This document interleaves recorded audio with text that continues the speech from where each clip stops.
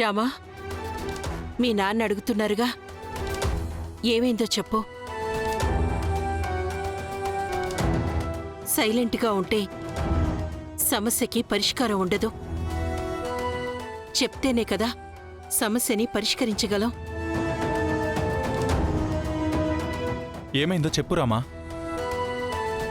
సైలెంట్గా ఉండడం వల్ల సమస్యకి పరిష్కారం ఉండదు. మన వాళ్లతో చెప్పుకుంటేనే కదా ఆ బాధ భారం తీరేది. ఇది మీకు ఎలా చెప్పాలో అర్థం కావట్లేదు. చెప్పాలనిపిస్తోంది కానీ మాటలు రావట్లేదు. ఎప్పుడో ఒకసారి చెప్పాల్సిందే కదా రామా.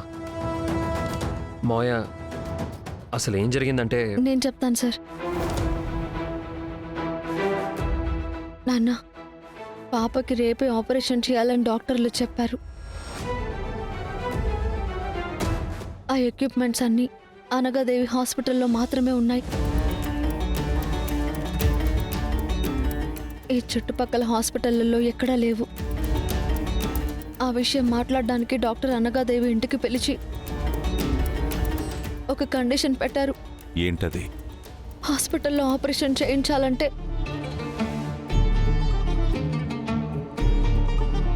డాన్స్ పోటీల దగ్గర అమ్మ ఆద్య పక్కన ఉండకూడదు అని.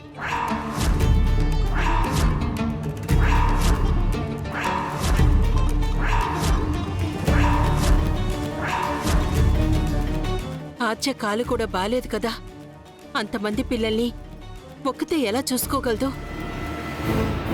ఈ పోటీలో ఓడిపోవాలనుకుంటున్నట్టుంది. అందుకే ఇలా చేసినట్టుంది.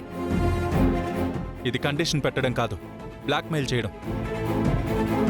అక్కడ అమ్మ లేకపోతే గెలవడం చాలా కష్టం. ఈ విషయం ఆనగాదేవికి కూడా తెలుసు. అందుకే ఇలా చేసింది. మరి నువ్వేం చెప్పావు? ఇక్కడ ఆద్య గెలవడం ముఖ్యం, అక్కడ పాప ప్రాణాలు కాపాడుకోవడం ముఖ్యం. అందుకే ఏం చెప్పాలో తెలియక సైలెంట్గా వచ్చేసాం. ఇదే విషయం గురించి ఎక్కువ ఆలోచించి చాలా ప్రెషర్ తీసుకుంటుంది. కళ్ళు తిరిగి కింద పడిపోబోయింది.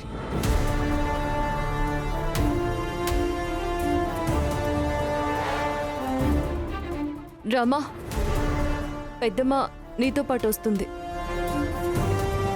నువ్వు ఇంకేం ఆలోచించకుండా హాస్పిటల్కి తీసుకువెళ్ళు. ఆద్య, అదేంటి ఆద్య అలా అంటావు? నాకు రెండూ ముఖ్యమే.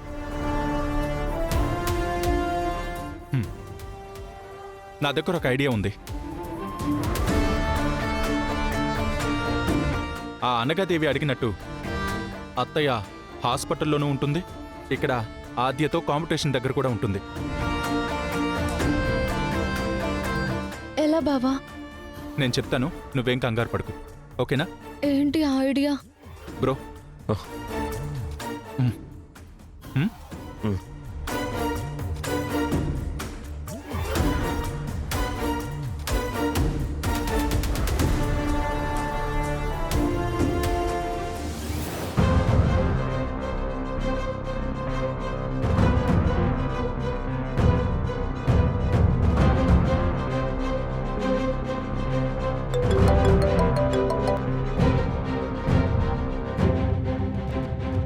చెప్పు, ఏం డిసైడ్ అయ్యావు? నువ్వు చెప్పిన దాని గురించి ఆలోచించాను. ఆద్య డాన్స్ కంటే కూడా నాకు పాప ప్రాణమే ముఖ్యం. నువ్వు చెప్పినట్టే మా అమ్మని తీసుకొచ్చి హాస్పిటల్లో ఉంచుతాను. నమ్మమంటావా? మీకు నమ్మకం రావాలంటే ఏం చేయాలి నేను? రేపు మీ అమ్మ నీ పక్కన హాస్పిటల్లో ఉన్నప్పుడు నాకు కాల్ చేయి. ప్రత్యక్షంగా చూసి అప్పుడు నమ్ముతాను. సరే, అలాగే.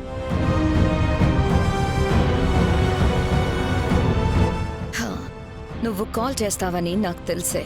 ఆద్య, నువ్వు పోటీల్లో ఓడిపోయి ఏకాకివవుతావు. నీ డాన్స్ స్కూలు క్లోజ్ అవుతుంది.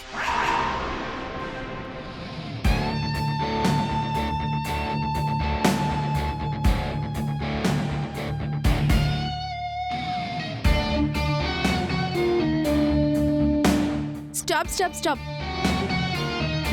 టైమింగ్ మిస్ అవుతుంది. బీట్ పడగానే స్టెప్ క్లియర్గా పడాలి. మళ్ళీ ఇంకోసారి ట్రై చేయండి.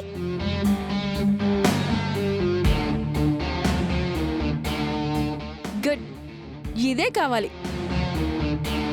ఎనర్జీ అస్సలు తగ్గొద్దు. రేపు స్టేజ్ మీద ఇదే ఫైర్ కనిపించాలి.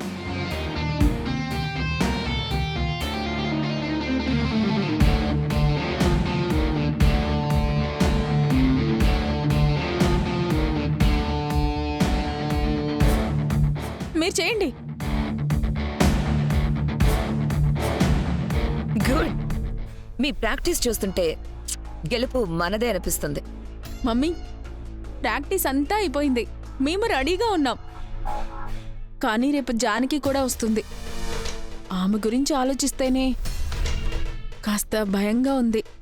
వాళ్లతో పోటీపడి గెలవగలమా? నీ భయం అంతా ఆ జానకి గురించే కదా. రేపు ఆ జానకి స్టేజ్ దగ్గర కాదు ఆ కాంపిటీషన్ దగ్గరికి కూడా రాదు. ఏంటి మమ్మీ? కొన్ని గెలుపులు స్టేజ్ మీద ఉంటాయి, కొన్ని గెలుపులు స్టేజ్ కింద ఉంటాయి. రేపు గెలుపు మన చేతుల్లోనే ఉంది. నీకు టెన్షన్ ఏం అవసరం లేదు. Thank you mummy. విన్నర్గా రేపు మనమే గెలుస్తున్నాం. ఆ, రేపు మొదటి రౌండ్ ఎలా స్టార్ట్ చేయాలి, సెకండ్ రౌండ్ ఎలా పెంచాలి, థర్డ్ రౌండ్ ఎలా ఫినిష్ చేయాలో అన్నీ నేను సెట్ చేసి పెట్టేశాను. నేను అక్కడే ఉంటాను. ఎవరు ఎప్పుడు ఏం చేయాలో నేను చెప్తాను. మీరు చేయాల్సిందల్లా ఒక్కటే, నేను చెప్పింది ఫాలో అవ్వడం. ఓకే, అందరికీ all the best. Megha, all the best. Thank you mummy. విన్నర్గా ఈసారి గెలుపు మందే. కమాన్, ప్రాక్టీస్.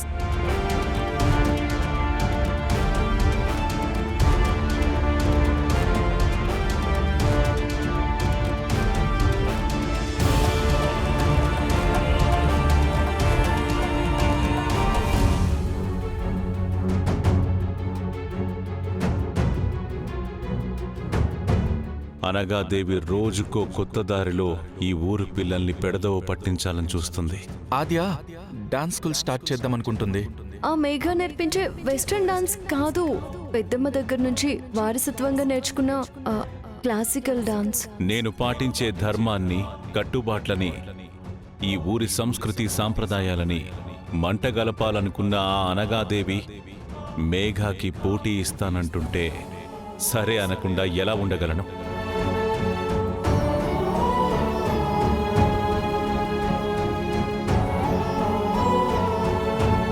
ఆద్య, నువ్వు స్కూల్ పెట్టలేదు. మన ఊరి పిల్లల్ని మంచి దారిలో నడిపించాలనుకుంటున్నావు. ఇక్కడికొచ్చే పిల్లలు కేవలం అడుగులు వేయడం నేర్చుకోకూడదు.